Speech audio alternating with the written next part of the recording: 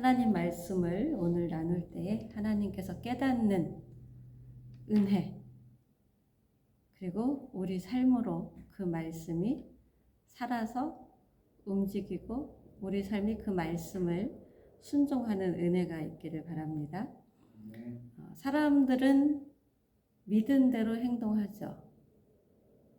그 말은 바꿔서 하면 사람들의 행동은 그들의 믿음에 기반한다, 이렇게 볼 수 있을 것입니다. 믿는 바가 행동으로 나온다라는 거죠. 그래서 행동하는 것을 보면 그 사람이 무엇을 믿는지, 어떤 가치관을 가지고 살아가는지를 우리가 생각할 수 있지요. 오늘 이 본문에 혈류병을 앓던 여인, 이 여인은 예수님의 옷자락만 만져도 나의 혈류 근원이 말라서 혈루증으로부터 노임을 받게 될 거야, 이런 믿음을 가지고 있었습니다. 그리고 예수님이 지나가는 거리에 이 여인도 있게 되었죠.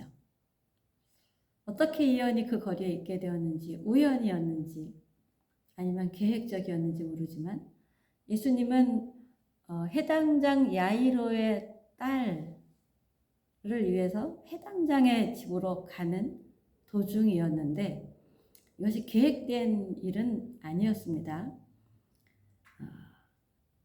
아마 이 여인은 예수님이 그동안 행하신 많은 일들을 소문을 들어 알았겠죠. 그래서 해당장에도 소문을 들어 알았고 어쩌면 치유의 현장에 있었을지도 모르죠. 그래서 해당장도 예수님께 와서 내 딸이 죽어간다, 고쳐달라, 이렇게 요청을 하는 것처럼 이 여인도 내가 예수님을 한번 만날 수 있다면 나의 병에서 고침을 받을 수 있을 텐데, 이런 소망을 가지고 있었을 것이고요.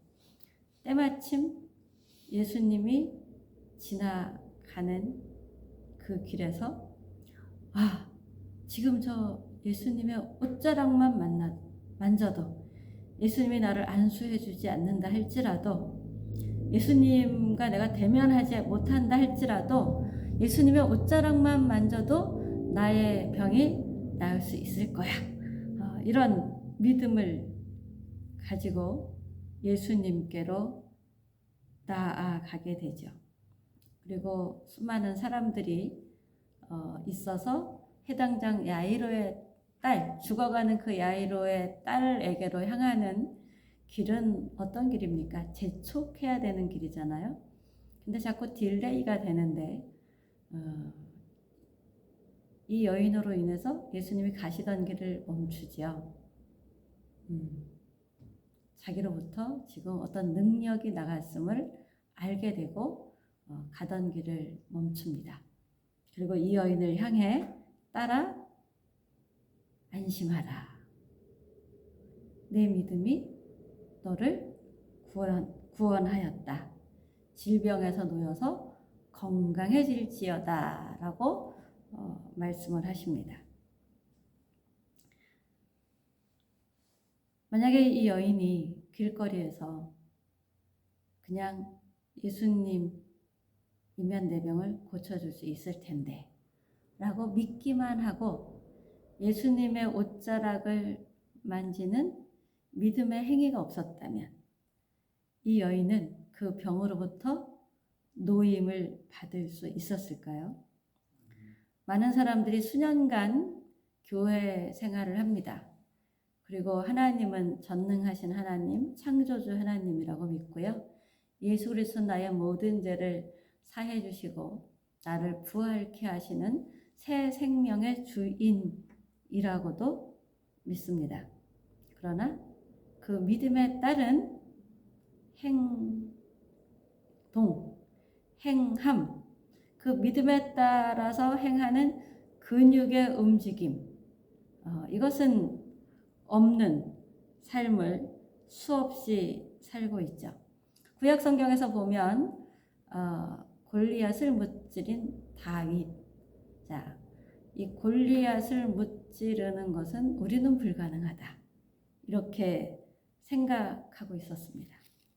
하나님의 백성으로서 택함받은 군사들이 다 나와서 골리앗을 보면서 쩔쩔매며 그 뜨거운 지방에서 겁에 질려 얼음이 되어 있는 그때에 20살도 되지 않은 이 다윗은 아버지 심부름으로 그 전장터에 갔다가 하나님의 백성, 하나님께 선택함을 입은 자들이 하나님을 모욕하는 블레셋 군사들 앞에서 쩔쩔매는 모습을 보며 또 하나님이 그들의 적군의 입을 통하여 모욕당하는 걸 보며 굉장히 견딜 수 없는 화가, 분노, 정의로운 분노라고 하죠. 이런 거를 의로운 분노가 다윗 안에 있었을 것입니다.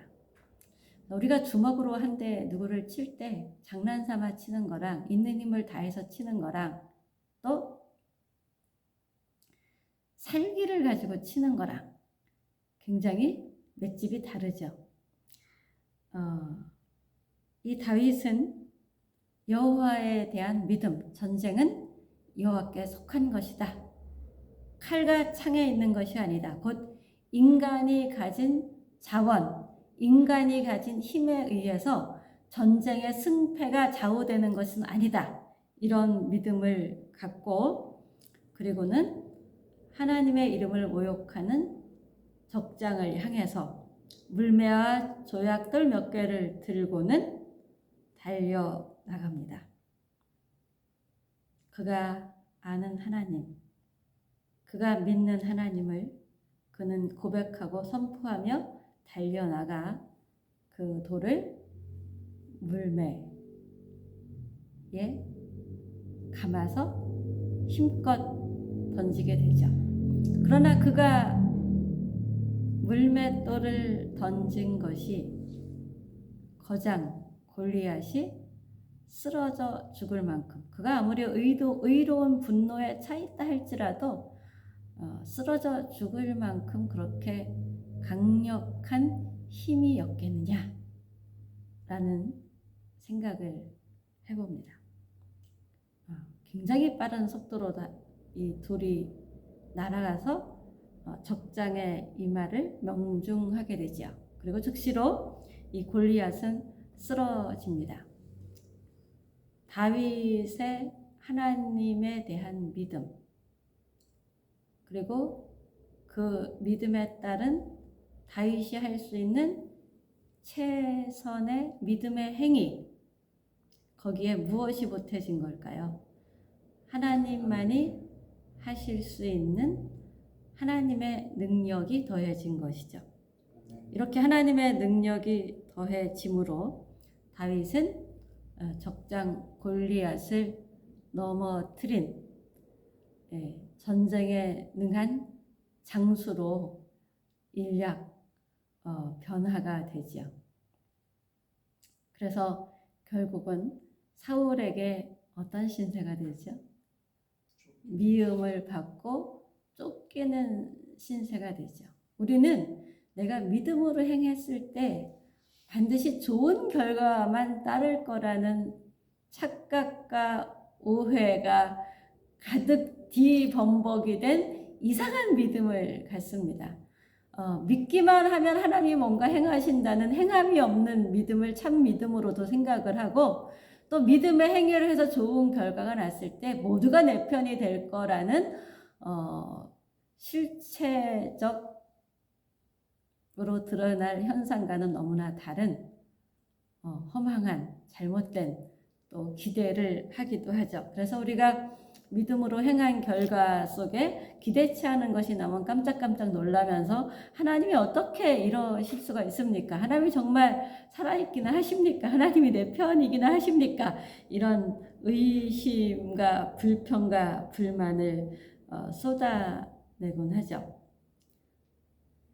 다윗은 이 골리앗을 물매를 던져서 넘어뜨리고자 하는 믿음의 행위를 했고, 혈루증을 앓는 여인은 어떻게 했어요? 옷깃만 만져도 나을 거야 라는 믿음 플러스 나는 부정한 여인이에요 소리 질러야 하지만 이 꾹 다물고 사람들 틈을 비집고 들어가서 예수님의 옷자락을 만지는 믿음의 행위를 했습니다. 그 결과 하나님의 놀라운 그 행위에 따른 기적 같은 일이 벌어지게 되었죠. 오늘도 하나님은 행함이 있는 믿음, 우리의 손과 발과 우리의 전신의 근육이 그 내가 믿는 믿음과 동반하는 근육적인 움직임이 있을 때 하나님은 하나님의 일을 우리의 근육의 움직임에 따라 함께 하시며 놀랍게 행하시는 하나님이십니다. 우리 예레미야 33장에 보면 너는 내게 부르짖으라 내가 내게 응답하겠고 내가 알지 못하는 크고 비밀한 일을 내게 보이리라. 이런 하나님은 어떤 하나님이냐? 이를 행하시는 여호와, 이를 지어 성취하시는 여호와라고 합니다. 물론 우리는 하나님 앞에 부르짖어 기도하는 게 필수입니다. 그러나 믿고 기도하는 것 플러스 알파 뭐가 있어야 됩니까?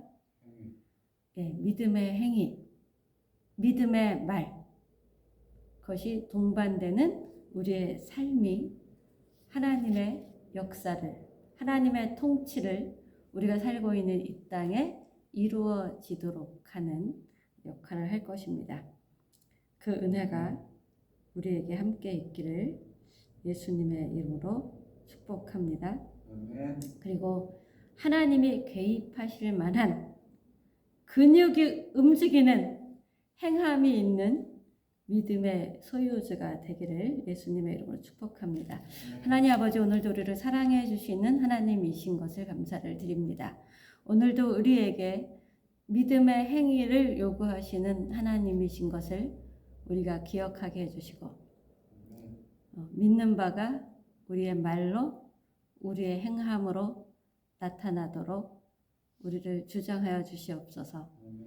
믿는다는 말만 하는 자들이 아니라 말과 행함이 함께하는 하나님의 사람들 되기를 간절히 바라며, 그래서 하나님께서 행하시는 놀라운 일들을 목도하는 주의 사람들, 그래서 믿음의 결국을 하나님의 행하신 증거로 기억하며 또 하나님을 더욱더 신뢰하는 하나님의 사람들 되기를 간절히 바라며 예수 그리스도 이름으로 기도합니다. 아멘.